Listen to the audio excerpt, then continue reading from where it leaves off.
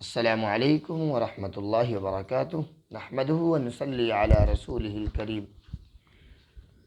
ترجمہ اذکار نماز، یعنی جو کچھ ہم پڑھتے ہیں نماز میں اس کا ترجمہ کیا ہے۔ وَبِحَمْدِکَ، پہلے کی سبق تھی وَبِحَمْدِکَ، اور تیری تعریف بیان کرتے ہیں۔ وَتَبَارَكَ اسْمُکَ، یہ کل کی سبق تھی، اور تیرا نام بہت برکت والا ہے۔ وَتَعَالَى جَدُّکَ، اور تیری شان بہت بلند ہے۔ وَبِحَمْدِکَ کا ترجمہ ہوا اور تیری تعریف بیان کرتے ہیں۔ وَتَبَارَكَ اسْمُکَ کا ترجمہ ہوا اور تیرا نام بہت برکت والا ہے۔ وَتَعَالَى جَدُّکَ، اور تیری شان بہت بلند ہے۔ اللہ تعالیٰ کی تعریف بیان کر رہے ہیں۔ ہم جب ثنا پڑھتے ہیں سبحانک اللہم وبحمدک وتبارک اسمک وتعالی جدک ولا الہ غیرک، تو اس میں ہم اللہ تعالیٰ کی تعریف بیان کرتے ہیں۔ نماز کی سنتیں،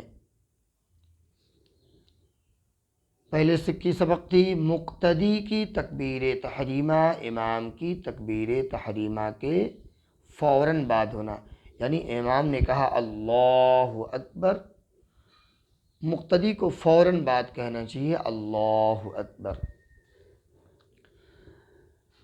کل کا سبق تھا تکبیر تحریمہ کہتے وقت مردوں کو دونوں ہاتھ کانوں تک اٹھانا، کانوں تک اٹھانا، کان میں ٹچ کرنا اور یا چھلانا ضروری نہیں ہے، کانوں تک اٹھانا ضروری ہے۔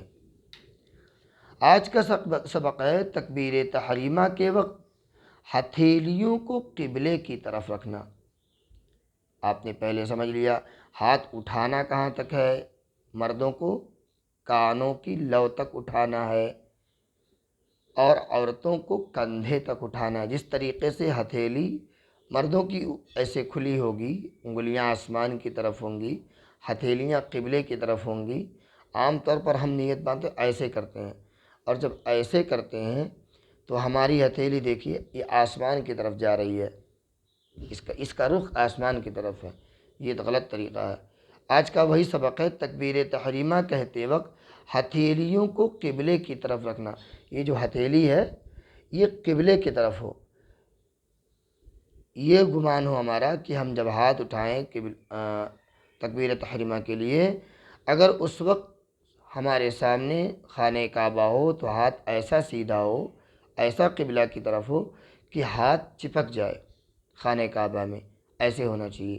یہ عقیدہ، یہ سوچ ہماری یونیورسٹی ہونی چاہیے کہ ہم ہاتھ ایسے اٹھائیں کہ ہمارے ہاتھ، اگر خانہ کعبہ ہمارے سامنے ہو تو ہمارا ہاتھ خانہ کعبہ میں چپک جائے۔ تو یہ طریقہ، سیدھا ہاتھ اٹھائیں، کان کی لو تک اٹھائیں، گردن کو نہ جھکائیں، نہ اٹھا کے رکھیں بلکہ سیدھا درمیانی، اور ہاتھ کو اٹھائیں، قبلے کی طرف ہتھیلی ہونی چاہیے، ہتھیلی کا رخ پچھم کی طرف، قبلے کی طرف ہونا چاہیے۔ آج کی سبق ہو گئی کہ تکبیر تحریمہ کے وقت ہتھیلیوں کو قبلے کی طرف رکھنا۔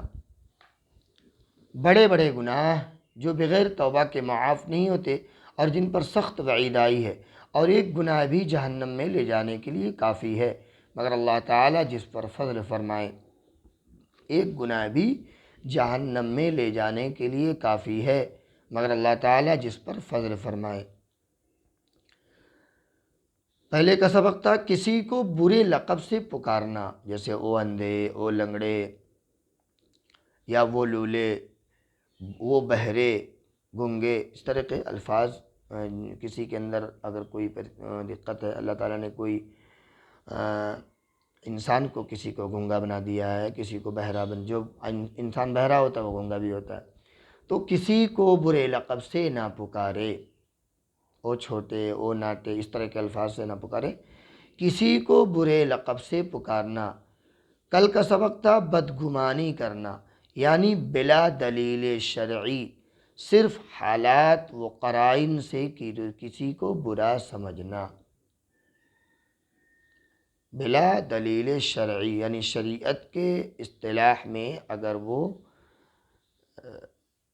برا ہو، شریعت کے اصطلاح میں مثال کے طور پر کوئی شراب پی رہا ہے یا اس طریقے سے، اور جن کاموں کو شریعت نے منع کیا وہ کام کر رہا ہے بلا دلیل شرعی، یعنی کہ شریعت کی دلیل میں اگر وہ گنہگار نہ ہو تو۔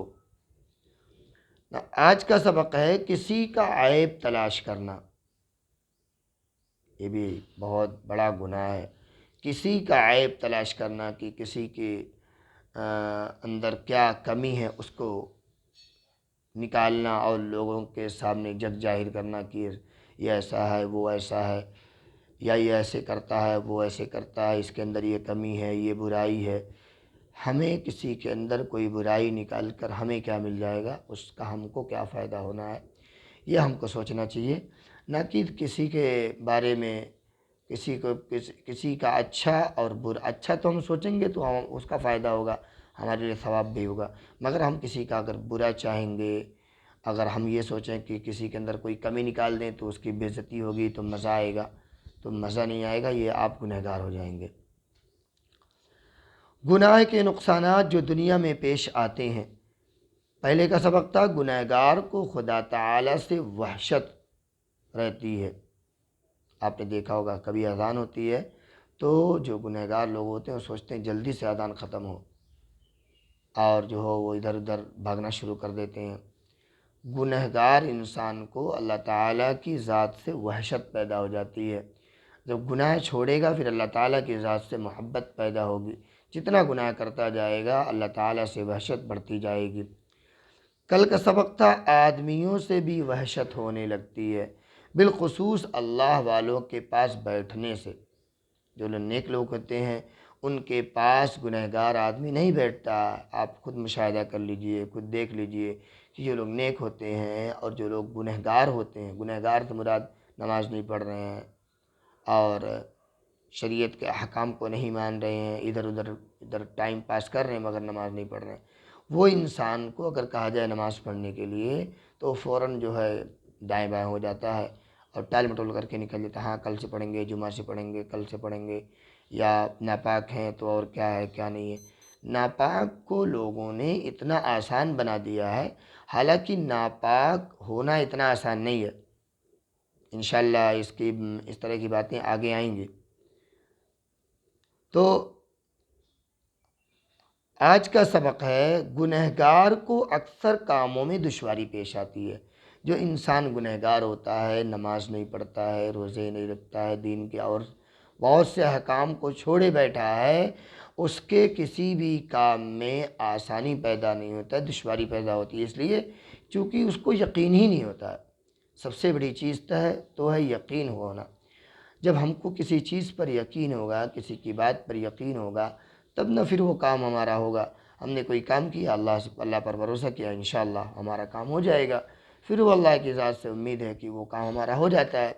مگر جس کو امید ہی نہیں ہے وہ ایسا ہی وہ کر رہا ہے، کسی کے یہاں کسی کی طبیعت خراب ہو گئی، اس ڈاکٹر کے پاس اس ڈاکٹر کے پاس، یہاں وہاں دوڑ رہا ہے، مگر وہ اس سے نہیں کہہ رہا جس نے وہ بیماری بھیجی ہے، جس نے وہ بیماری دی ہے، جس کو شفا دینا ہے، اس سے نہیں بتا رہا یا اللہ میرا بیٹا بیمار ہے اس کو شفا دے دے، یا اللہ میری بچی بیمار ہے اس کو شفا دے دے۔ ڈاکٹر کے پاس دوڑ رہا، وہ سوچ رہا ہے ڈاکٹر دوا دے دے گا ٹھیک ہو جائے گا۔ ڈاکٹر دوا دے گا بالکل ٹھیک ہوگا، مگر وہ شفا کون دیتا ہے، اس سے تو بات کر لے، یا اللہ میرے بچے کی طبیعت خراب ہے اللہ شفا دے دے، پھر اس کے بعد اپنا دوا کرے انسان۔ پہلے دوا ہی پر نہ لگ جائے، پہلے اللہ سے کہہ لے، اللہ تعالیٰ سے بات کر لے، یا اللہ اس کی طبیعت خراب ہے اور آپ اس کو ٹھیک کر دیجئے، اس دوا کو پھر سے دوا کا استعمال کریں، انشاءاللہ ٹھیک ہو جائے گا۔ گنہگار کو اکثر کاموں میں دشواری پیش آتی ہے، اس لیے گناہ چھوڑنے کی کوشش کریں اور نیک کام کرنے کی کوشش کریں۔ طاعت کے فائدے جو دنیا میں ملتے ہیں، طاعت کے معنی ہوتا ہے نیک کام کرنے کو طاعت کہتے ہیں۔ پہلے کی سبق تھی ہر قسم کی تکلیف و پریشانی دور ہو جاتی ہے، نیک کام کریں گے ہر پریشانی اللہ تعالیٰ دور کر دے گا۔ نیک کام سے مراد صرف نماز، روزہ، صدقہ خیرات، حج، زکوٰۃ یہی نہیں ہے، کسی کو ایک گھونٹ پانی پلا دینا نیک کام ہوا، کسی روتے ہوئے کو چپ کرا دینا، کوئی بچہ رو رہا ہے اس کو تھوڑا سا کھلا دینا، یہ بھی نیک کام ہے، یہ بھی عبادت میں شمار ہوتا ہے۔ ہم بچوں کے ساتھ تھوڑا سا کھیلتے جو ہیں وہ عبادت میں شمار ہوتا ہے، اور بہت سی چیزیں اس طریقے سے ہیں، ہم اپنے ماں باپ کی بات مانتے ہیں وہ عبادت میں شمار ہوتا ہے۔ تو جتنے ہم اچھے کام کرتے ہیں جس سے ہمارا دل خوش ہوتا ہے وہ سمجھ لیجیے عبادت ہے۔ ہر قسم کی تکلیف و پریشانی دور ہو جاتی ہے۔ کل کا سبق تھا مقاصد میں آسانی پیدا ہوتی ہے، جو ہمارے مقصد ہوتے ہیں اللہ تعالیٰ اس مقصد کو ہمارے لیے اس کام کو ہمارے لیے بڑا آسان کر دیتا ہے، اور ایسے ہی لگتا ہے کہ بس ایسے ہی ہو گیا۔ نمبر 5 یعنی آج کی سبق، نیکی کی برکت سے زندگی مزیدار ہو جاتی ہے۔ فی الواقع کھلی آنکھوں یہ بات نظر آتی ہے کہ ایسی پرلطف زندگی بادشاہوں کو بھی میسر نہیں ہوتی۔ نیکی کی برکت سے زندگی مزیدار ہو جاتی ہے۔ فی الواقع کھلی آنکھوں سے یہ بات نظر آتی ہے کہ ایسی پرلطف زندگی بادشاہوں کو بھی میسر نہیں ہوتی۔ واقعی میں اللہ والوں کو آپ دیکھیے، بادشاہ کو کیا وہ عزت ملے گی جو اللہ والوں کو ملتی ہے۔ کیوں؟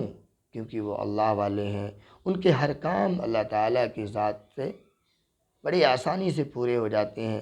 ان کو جو بھی کچھ کروانا ہوتا ہے وہ اپنے اللہ سے کہتے ہیں اور اللہ تعالیٰ اس کو پورا کر دیتا ہے۔ تو نیک کام کرنے کے کتنے فائدے ہیں، ہر قسم کی پریشانی دور ہو جاتی ہے۔ آپ نیک کام کرتے رہیے، وہ دھیرے پریشانی آئے گی، پریشانی سب کے ساتھ آتی ہے، مگر وہ ایسی دور ہوگی کہ آپ کو پتہ ہی نہیں چلے گا کب آئی اور کب چلی گئی۔ نیکی کی برکت سے زندگی مزیدار ہو جاتی ہے۔ کون نہیں چاہتا کہ ہماری زندگی مزیدار ہو؟ اس لیے جو آج باتیں بتائی گئی ہیں اللہ تعالیٰ مجھے بھی اور آپ کو بھی ان باتوں پر عمل کرنے کی توفیق عطا فرمائے۔ ویڈیو اگر اچھی لگے تو اس کو شیئر ضرور کریں تاکہ آپ کے ذریعے اور لوگوں کو بھی باتیں معلوم ہوں کہ گناہ کے نقصانات کیا ہوتے ہیں اور نیک کام کرنے کے فائدے کیا ہوتے ہیں۔ اللہ تعالیٰ کہی گئی باتوں پر عمل کرنے کی توفیق عطا فرمائے، آمین۔